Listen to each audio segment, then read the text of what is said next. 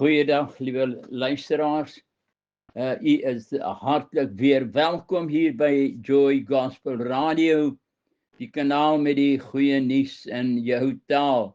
Ek is Willie Sondersen en ons nooi u vriendelik uit om vir die volgende half uur saam met ons te kuier hier by nog 'n aflewering van die program Wolke van Getuienisse. Nou, vriende, hierdie is die 6de aflewering van die getuienis van ons dogter wat ons aangeneem het. En as teksvers praat ons oor die silwerbeker wat in Benjamin se sak gevind was in Genesis 44. Nou, soos ek alreeds baie keer genoem het, is daar dinge wat ek sal seker oor en oor noem. Nou, die naam Benjamin beteken seun van die regterhand. Josef was die seun van Jakob die vader. Josef was ook 'n tipe van Jesus, die seun van God. Benjamin het nie geweet dat die beker in sy sak geplaas was deur die opsiener van Josef se huis nie. Nou vriende, verlede week het ek gepraat oor wat met my gebeur het, dat dit het vir my gevoel. En mense mag dalk my kwaadlik neem dat ek dit so gestel het, maar vriende, ek probeer vertel hoe my siel was. Nou op daardie stadium het ek nog nie 'n bediening gehad nie, ek het nog nie uitgegaan nie. So die Here moes my voorberei het vir hierdie taak, vir dit wat vir my in my toekoms sou wees, dat ek in 18 lande kon gaan, die boodskap gebring het in alle lande, in daai lande op televisies. Ek was tot in die Oekraïne was ek op televisie daar, wat hulle ook uitgesaai het in Moskou in Rusland. Nou, vriende, die Here het my daai pad langs gestuur om vir my te wys, Willie, jy beteken niks sonder my nie. En ek het besef dat ek het die Here absoluut nodig, en ek het ook dan sal ek amper sê dinge gesê en gedoen, want ek was nog nie gereed nie en ek kon nie op die veld uitgaan nie. Die Here het my op daai stadium moes opleiding, hy het my moes help om toch maar dinge in perspektief te kon sien het voordat ek op die veld kon gaan. Hy kon my nie net sommer so self nie, ek moes hierdie pad geloop het.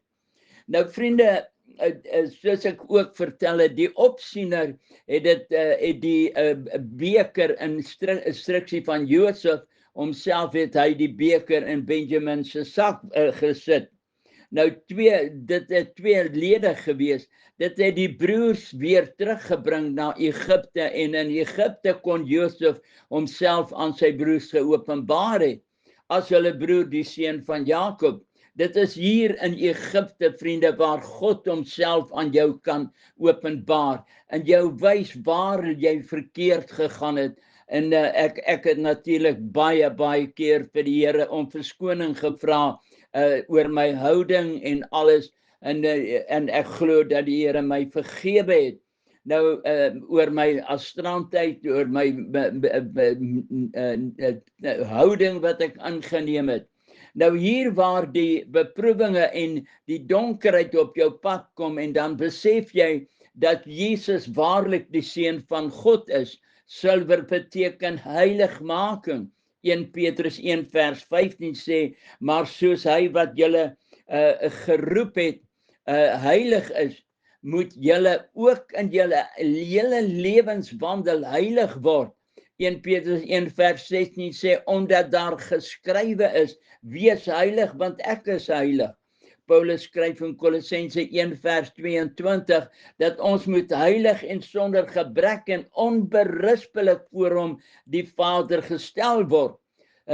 Vriende, God kon my nie sommer net so in die veld gestuur het nie. Ek moes hierdie pad loop. Soms is dit daardie omstandighede, daardie verborge, verskuilde dinge, of daardie ding wat in jou lewe skuil, waarin waarvan jy nie bewus is nie, en wat jy altyd nog met jou saam gedra het. Nou, nie Benjamin of een van sy broers het geweet van die beker in sy sak nie. Hy het ook nie daarvoor gevra nie, totdat die diensknegt dit uitgewys het. Dit is wanneer God dinge in jou lewe laat gebeur, wat hierdie verborgde dinge ontbloot, soos die ontdekking van die beker in Benjamin se sak. Soms is dit daardie suster, daardie broer, of daardie familielid, of daardie bestuurder, of persoon, of daardie gebeurtenis, wat as die diensknegt van God optree, om die ontdekking van die verborgde dinge in jou lewe uit te wys. Nou, dit gaan alles om daardie silwer in jou lewe te laat voorskyn kom. Jesus sê vir ons in Matteus 5 vers 8, dit is die reine van hart wat God sal sien. God verwag van ons om heilig te word, soos wat hy heilig is. God sal nie iets op ons lê wat ons nie kan bereik nie, vriende. Soms is dit 'n proses van trane en hartseer wat op ons pad kom, maar dit gaan alles om die silwer in ons lewens, die heiligmaking te voorskyn kan bring. Hy toets ons op die verskillende maniere. Dit was voorwaar 'n hartseer dag, toe ek en Annetjie, my vroukie, uitgevind het dat die dogter wat ons aangeneem het as gevolg van implikasies tydens haar geboorte, dat sy die hartseer slagoffer was van epileptiese aanvalle.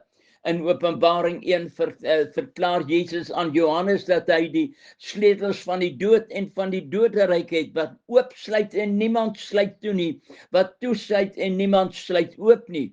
Die 20 sikkel silwer wat betaal was vir Josef, het op die ou kos gebring vir Jakob en sy familie.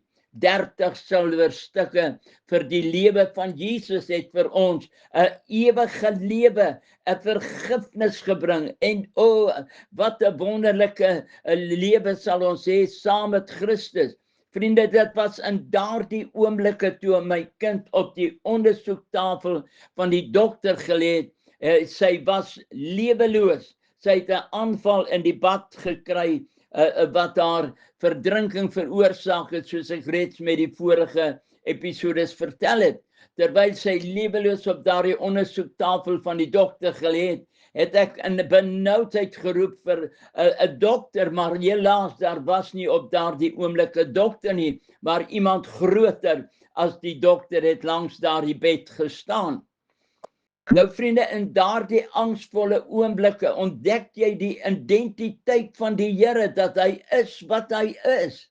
Die lewe van my kind het weer in haar teruggekeer, op bevel van die Heilige Gees in die naam van Jesus. Dit is dan jy, dat jy besef dat jy as kind van die Here het die mag om die onsienlike te roep, en dat God mag het oor die dood. Vriende, soos ek genoem het, is epilepsie 'n toestand van die brein, en daarom moes haar brein deur medikasie voortdurend verdoof word. Ek het u vertel hoe dat ek haar medikasie na 4 jaar later weggegooi het, en sy vir 'n paar weke geen aanvalle gekry het nie. Nou vriende, verskoon, ek herhaal baie keer dinge hier om die perspektief van hierdie saak aan u te verduidelik. Nou, nadat sy dit 17 keer en selfs meer as per dag gekry het, het die dokter gesê ons moet ten alle koste die aanvalle probeer keer, aangesien die aanvalle veroorsaak dat selle in haar brein permanent beskadig kan word. Na die gebed van Dan Bosman het ek volle vertroue geglo dat die Here my kind genees het van hierdie gevreesde siekte. Ek het aan al die mense in die kerk vertel dat God my kind genees het. In steede dat sy genees was, het die aanvalle erger as ooit gekom, en die uiteinde was dat ons haar weer terug op die medikasie geplaas het. Vriende, ek wil dit vandag baie duidelik stel. Maak seker as jy ooit so 'n stap neem, maak seker dat jy van die Here gehoor het. En dit kan rampspoedig wees as jy op jou eie inisiatief probeer die ding doen of op ander mense se getuienisse. Ja, dit werk soms, maar dit het in my geval nie gewerk nie, want ek het nie by die Here gehoor nie. My kind het by die dood omgedraai. Ek wil dit graag vandag met ons kykers deel, om die medikasie sommer so te stop, haar medikasie weg te gooi, dat dit op instruksie van God is, moes gewees het, en dit was nie so nie. Moenie handel op emosie nie, die Here werk nie met al die mense dieselfde nie, vriende, almal op dieselfde manier nie. Ek het getuienisse in tydskrifte gelees sodat mense al medikasie weggegooi het en hulle totaal genees geraak het nadat daar vir hulle gebid was. Op daardie getuienis het ek sonder dat ek eers God geraadpleeg het, gehandel op emosie en nie in volle geloof in God nie. Terwyl twyfel was nog teenwoordig diep agter in my wese. Die Bybel sê hy wat twyfel is soos die golwe van die see, wat deur die wind voortgesweep word. Vriende, om te handel op emosie kan jou hele geestelike lewe verwoes, jou geloof skaak en jou in God laat begin twyfel. Maak seker hoor van God. Hebreërs 4 verklaar dat Jesus, alhoewel hy die seun van God was, het gehoorsaamheid geleer uit wat hy gelei het. Die teleurstellings was so groot dat my kind weer teruggeplaas was op die medikasie, en die gedagte van selfverwyte het by my gespook. Sy was op verskeie kroniese medikasie, behandelings wat my maandeliks tot R115 gekos het. My salaris was maar R260 per maand. My kind was reeds vir 4 jaar op sommige van die medikasie, en om se muur dit te staak het byna my kind se lewe gekos. So die noodlot dit wou hê, het sy in dieselfde tyd ook Epinewton vergiftiging opgedoen. Toe Annetjie my daardie oggend skakel en sê dat sy die smarte van ons kind nie meer kan aanskou nie, en dat sy ons kind geneem het na die naaste dokter, daar in Brits, waar sy saam met my skoonouers was, het Satan my geloof in God wou skaak. Toe die dokter haar sien, was hy so geskok en het verklaar dat die kind kan sterf. Ek was verpletter. Ek het dan so geglo dat God my kind gesond gemaak het. Nou hierdie ontstellende berig. Vriende, die fout het nie by God gelê nie, maar dit was in die mondering van Willie Saunderson. Ek het skielik ontdek dat daar nog soveel verskeie agenda in my hart gewees het. God deel nie sy eer en Willie Saunderson moes 'n dierles leer.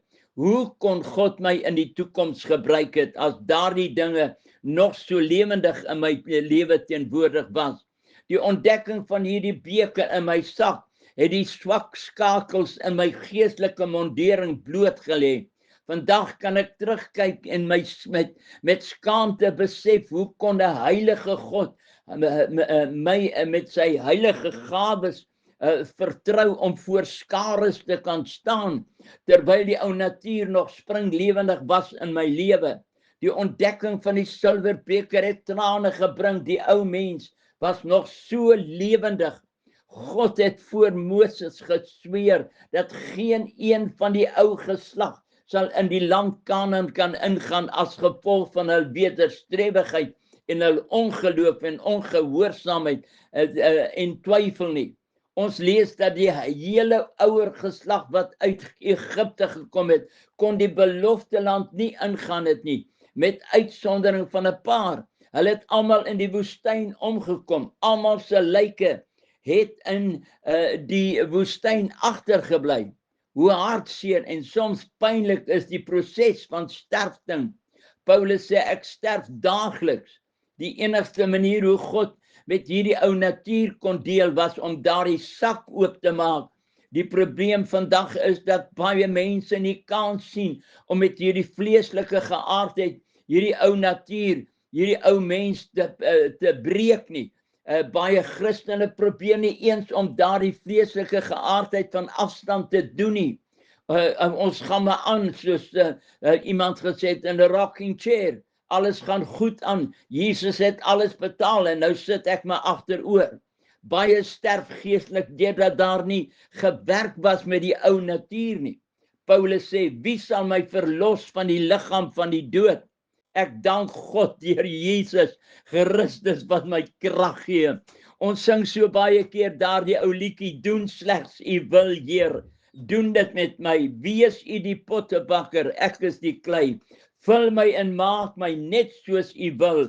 En op u slegs wag ek, my hart en my siel. Ons sing dit, vriende, ons roep dit. Maar hoe jammer tog, wanneer God die proses aan die gang sit, om ons so silwer en suiwer, dan kom ons in opstand. Maar ons vra dit in ons lied, wat ons sing, wanneer God dan daardie gebed begin antwoord, vriende, dan wil ons wegvlug en 'n makliker evangelie gaan soek, hier af in die straat wat beter gaan. 'n Evangelie wat jou in die gehoor kan streel. Jesus sê in Matteus dat die liefde van die meeste sal in die laaste dae verkoel.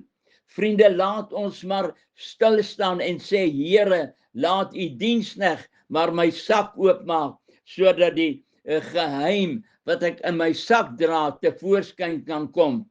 Daar is 'n tydperk van selfondersoek, introspeksie, soos toe Josef se broers moes omdraai, terug na Egipte. Op die pad terug het hulle al lopende die skok probeer verwerk. Hoe het dit gebeur, dat die beker in die sak van Benjamin gekom het? Hulle was vol van vrees. Wat hou die toekoms nou vir hulle in? Hoe gaan hulle ou vader dit verwerk? Wat gaan daai man met hulle doen daar in Egipte? Vriende, hulle is hulle gaan in die Egiptiese tronk beland. Wat gaan die lewe dan vir hulle werd wees? Die sonde wat hulle aan Josef, hulle jonger broer, gedoen het, is besig om hulle in te haal. Vriende, daar was 'n tyd dat ek die smarte van my kind nie meer kon aanskou nie. Ek was op die punt om selfmoord te pleeg, want dit het gelyk asof God dan nie antwoord nie. Dit was nog die silwerbeker in my sak. Ek het mos gesing, o God, werk maar aan my, vul my en breek my net soos u wil. Ons partykeer besef nie wat ons sing nie. Ek moes openlik in die kerk opstaan en met berou bely wat my voorneme was om 'n einde aan my lewe te bring. God kan nie lafaards gebruik nie.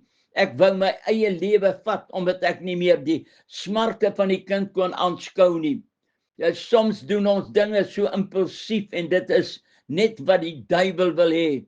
Die sonde lê en loer vir ons, maar ons moet daaroor heers. Nadat ek my voor God verneder het en voor die gemeente bely het, dat ek my eie lewe wou neem, het God my beloning gegee. Die Sondag het ek voor die gemeente bely. U sien, vriende, ons skryf eksamen elke dag, en wanneer jy in die eksamenlokaal sit, dan gaan die toeskouers, die toesighouer gaan nie met jou kom praat nie. In daardie tyd praat God nie met jou nie.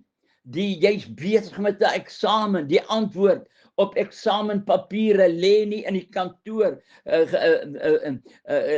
Die antwoorde lê in die kantoor. En geen gesprek word in die eksamenlokaal toegelaat nie. In hierdie donker tyd voel dit asof God nie met jou wil praat nie. Vriende, al het dit vir my nie so gelyk nie, tog het ek 'n regmerk van God gekry toe ek my swakheid bely het. Vriende, daardie maandag toe ek by die werk kom, ontvang ek 'n oproep van ons area bestuurder dat ek verplaas gaan word op promosie na Vaalkragstasie. Promosie kom van God af. Vir my en moontlik vir u wat na hierdie verhaal luister, het alles wat met my gebeur het sekerlik nie na oorwinning gelyk nie, maar God dink nie soos ons nie. In sy oë het ek 'n regmerk gekry, deurdat ek nie tou opgegooi het nie. Ek het te midde van al die teëspoed, het ek maar weer die toue opgetel en volhard in die hoop op genesing vir my kind. Hier by die nuwe kragstasie word ek aangestel as hoof van die rekenaarsafdeling met personeel onder my. Vir my het dit gevoel ek is 'n verloorde, maar by God het hy my verhoging gegee, dat hy my vernedering gesien het. 1 Petrus 5 vers sê, verneder julle dan onder die kragtige hand van God, sodat hy julle kan verhoog op die regte tyd. Ons kind is opgeneem in 'n spesiale skool in 3 Riviere naby Vereniging. My kind het goed gereageer op die nuwe medikasie en die aanval het ook verminder. Terwyl ek op 'n dag met etenstyd by die huis op die rusbank sit, terwyl ek was loopafstand van my kantoor af en ek kon dus met etenstye by die huis gaan eet. My dogtertjie, toe al 4,5 jaar oud, kom staan by my en wys my dat die hond in die park teen haar opgespring het, hy wou met haar speel in die proses. Hy het haar gekrap aan haar gesiggie met sy poot ek het toe daarna gekyk, maar ek het nie veel notisie geneem van die insident nie en het later teruggestap na my kantoor toe van die huis na ete, middagete. Daar waar ek in my kantoor sit, kon ek sien wanneer daar motors van die dorpsgebied op pad is na die uitgang van die dorpsgebied. Ek was net 'n korte rukkie na ete terug by die werk. Toe ek deur die venster van my kantoor kyk, sien ek tot my verbasing my motor so stadig tussen die bome deur aangery kom in die rigting na die hoofpad verby my kantoor. My kantoor was geleë agter die sekuriteitshekke en ek het gou my gehaas verby die sekuriteit om te gaan hoor waarheen Annetjie op pad is. Sy het nie vir my gesê sy gaan iewers heen nie. Annetjie het my gesien en stil gehou. Toe ek by die motor kom, sien ek ons buurvrou sit met my kind op haar skoot en ek sien my kind is besig met 'n hewige aanval. Annetjie vertel dat sy skielike 'n aanval gekry en sy sukkel om die toeval onder beheer te bring. Sy is op pad na die spreekkamer van die dokter wat beveel het sy moet haar dadelik inbring. So rukkie later ontvang ek 'n oproep van ons huisdokter wat Michelle al vir etlike jare behandel het. Hy praat baie saaklik met my en deel my mee dat hy Michelle gesien het en dat sy in 'n epileptiese koma verval het. Hy het haar klaar gereël dat ons dadelik na Pretoria moet jaag om haar by die breinspesialist te kry by die Eugene Maree Hospitaal in Pretoria. Hy benadruk dat die tyd van die grootste belang is en dat haar lewe in die weegskaal is. Ek het so vinnig as moontlik gejaag na Pretoria. By die Eugene Maree Hospitaal is sy dadelik in 'n suurstoftank geplaas. Annetjie het by haar gewaak. Gelukkig het my ouers daar naby die hospitaal gewoon. Nou Annetjie het by haar gewaak. Gelukkig het my ouers daar naby gewees. Vaalkragstasie waar ek werksaam was ongeveer 140 km van Pretoria af. Annetjie het feitlik dag en nag by haar gewaak en kort vir my laat weet hoe haar toestand is. Wanneer ek dan 'n geleentheid gekry het, het ek deurgery na Pretoria toe om my kind te gaan sien. My kind was baie ernstig en donker wolk van die dood het oor haar lewe gehang. Vermoedelik het die skok van die hond wat teen haar opgespring het en haar in haar gesiggie gekrap het, moontlik die aanval veroorsaak. Nou Jesaja sê God hou daarvan dat ons hom moet herinner aan sy beloftes. Hou aan vriend, moet nie moedeloos word nie. Moet dit nie moed opgee nie. Willie Sanderson kan vandag vir u vertel, vriende, dat jy aanhou. Die kind is opgeneem in hierdie hospitaal. My vroutjie is by haar. Dag en nag is sy daar. En as ek kan deurgaan, het ek haar self ook by my gehou, in my arms gehou, die nagte by haar geleen slaap. by haar in haar kamertjie, hulle het my toegelaat daar, en dan het ek na haar gekyk, en die hele tyd het ek gebid, en geroep na die Here. Ek het een môre, en ek sal daaroor later ook weer getuig, ek het een môre, het ek haar gevat in my arms, en ek het vir die Here by die venster haar so vasgehou, en gesê, Here, as jy haar dan nie in die bed sien nie, in hierdie hospitaalkamer nie, dan kan jy nou kyk. Vriende, dit is hier die dinge wat op jou pad kom, wat jou sterk maak vir die Here, vir die toekoms wat voorgestaan het. Ek het hoeveel kere, het ek in plekke opgetree, tot op daai stadium, was ek nog nie my getuienis begin gee nie. Ek het deur die wêreld gegaan later, het God my dit toegestaan, dat ek kon gaan van land na land, om my boodskap uit te dra, terwyl ek hierdie toetse geskryf het, vriende. Dit is waarvoor God ons deurstuur. Hy sê uit ons gehoorsaamheid, Jesus het gehoorsaamheid geleer uit wat hy gelei het. Vriende, so het ons ook gehoorsaam gewees, en so kon ek aangegaan het, te midde van swaar kry, te midde van smarte, het ek nogtans aangehou in dieselfde tyd. Vriende, het die Here deurgekom. Hy het baie keer het ek met bemoedigings ontvang van die Here af, en vas te hou, deur te dring na hom toe, te hou vas tot aan die bitter einde. En so het ons die oorwinnings behaal.